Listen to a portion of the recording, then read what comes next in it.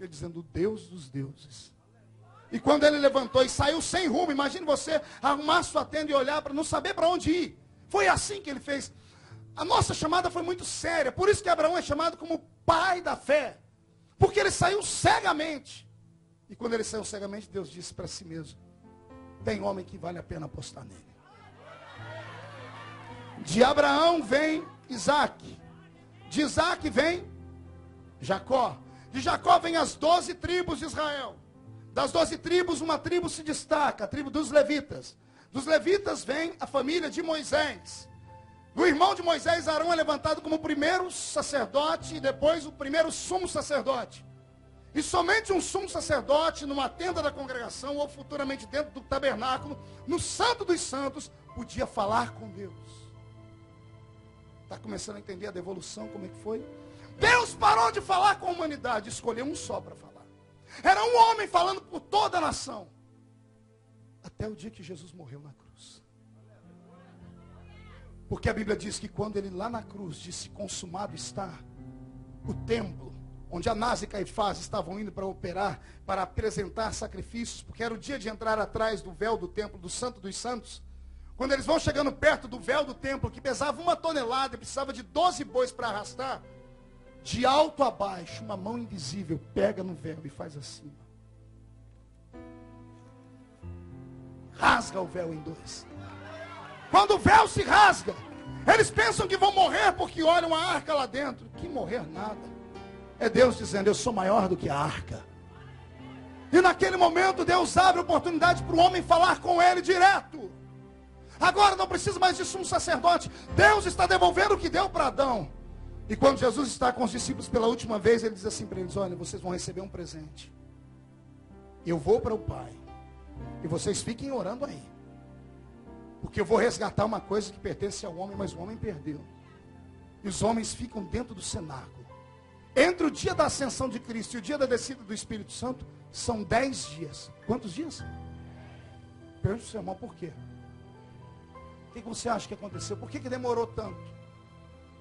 Porque quando Jesus chega diante do trono do Pai, com as mãos estendidas, dizendo, essas são as feridas com que fui ferido na casa dos meus amigos. Diante do trono do Pai, ele começa a interceder por nós, dizendo, Pai, vamos devolver para o homem o que é dele. O que é, filho? Vamos devolver o poder deles falar conosco no idioma primário. Vamos deixar o homem contar as necessidades dele para nós em espírito. Vamos dar a eles autoridade e poder. Vamos dar um sinal de que eles são mais do que carne e osso. Vamos mostrar que eles podem operar sinais, prodígios e maravilhas. Foram 10 dias de intercessão. E Deus reticente. Porque o homem ofendeu Deus. Eu imagino o pai falando, mas o Espírito Santo é frágil, é sensível. Ele é santo. E Jesus dizendo para o pai, eu imagino, pai, eu ensinei eles lá. Se pecar contra mim, tem perdão. Se pecar contra ti, tem perdão também. Mas se ofender o Espírito, não tem perdão, nem hoje, nunca mais. Imagino Deus dizendo, eles sabem disso? Sabem. Você garante? Jesus dizendo, garanto. Deus olha para o Espírito Santo e diz, prepara a bagagem. Você vai voltar. Imagina o Espírito Santo emocionado dizendo, eu saí da terra antes do dilúvio. E estou voltando agora. Estavam reunidos no mesmo lugar como estamos aqui. E veio do céu um som, como de um vento forte e impetuoso. E encheu a casa onde estavam assentados.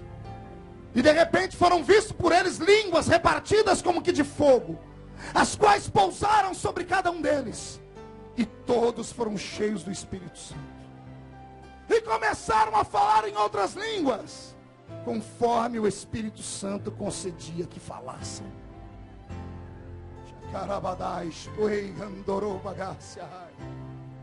O batismo com o Espírito Santo não é apenas um sinal. É uma devolução de parte da autoridade que o homem tinha no Éden.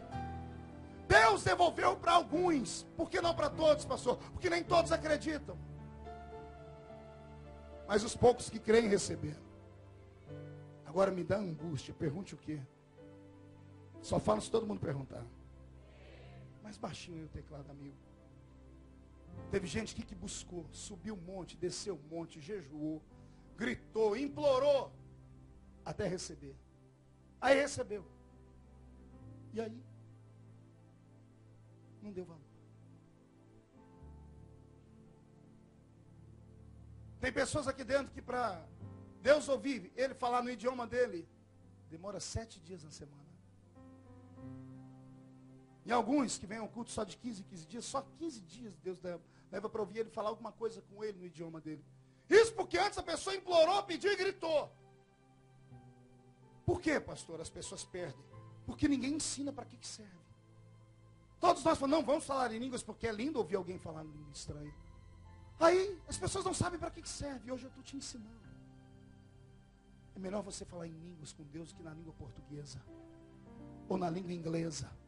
Porque quando você fala em inglês e português, o diabo entende. Quando você fala em russo, ele entende. Quando você fala no idioma extinto, ele entende. Mas quando você fala na língua de Deus, ele não entende mais. Pastor, mas calma aí, ele já foi anjo. Você disse bem, ele já foi. Não é mais. Ele perdeu o idioma. Ele foi apagado da mente dele os presentes. Quando você fala em línguas, ele sente ira de você. Porque ele diz, eu já falei isso e perdi. Eu te desafio hoje a sair daqui falando em línguas. Andar pelas ruas de Londres falando em línguas. A acordar amanhã de manhã falando em línguas. A tomar banho falando em línguas estranhas. A passar o dia todo orando em línguas. Balbuciando palavras ininteligíveis. A Bíblia diz que o seu entendimento ficará sem fruto. Mas o seu espírito vai orar bem. Quem crê, dá um glória a Deus aí. Uma música bem triste agora aí, amigo. Que agora vem aquilo que todo mundo espera ouvir. Por que eu não recebo, pastor? Por que eu perdi? Pior é isso. Como é que alguém tem coragem de me dizer que perdeu? Pastor, faz 6 meses que eu não falo em línguas. Faz 1 ano, 10, 20 anos. A última vez que falei em línguas foi na Arca de Noé. A minha pergunta é essa. Como é que alguém perde o idioma? Você está aqui na Inglaterra há quantos anos? Porventura esqueceu a língua portuguesa? A língua máter, a gente não esquece. Desde que a gente pratique. E mesmo se não praticar, quando você encontra alguém, trava na primeira, na segunda, mas depois desembesta a falar e não para mais. Satanás plantou um espírito de engano na sua mente. Ele te fez acreditar que porque você errou e pecou, Deus te tomou o dom. A minha Bíblia diz que Deus dá sem arrependimento. Eu vou repetir. O dom Deus dá sem arrependimento. Sabe a língua estranha que você falou há muitos anos atrás, quando foi batizado? Ela é sua por herança. Ninguém te toma ela. É sua. Deus te deu. As palavras estão aí na sua mente. Quando você não as fala, você invalida o poder do sangue de Jesus. Quando você para de falar em línguas porque você se desviou, ou porque você levou uma vida assim, um assado, e depois veio para a igreja e acha que não recebe mais, você está dizendo, Jesus, o Senhor não tem poder para me perdoar nada. Eu te desafio a dar um tapa na cara do diabo nessa noite. Eu te desafio a você começar a orar em línguas como antes. Ao ponto de você se levantar e começar a marchar. Eu quero que o diabo te veja e ele vai gritando, mas você é um pecador. E depois, quando você abrir a boca para falar em português, você diz, mas sou um pecador remido pelo sangue de Jesus Cristo na cruz do Calvário derramado. Pastor, por que eu não recebo o batismo com o Espírito Santo? Vou precisar de você, fique por aqui em pezinho. Por que eu não recebo o batismo com o Espírito Santo? Porque você não entendeu para que ele é. Na igreja onde eu fui criado, meu Deus, teve gente que morreu e nunca falou em línguas. Por exemplo, como meu sogro.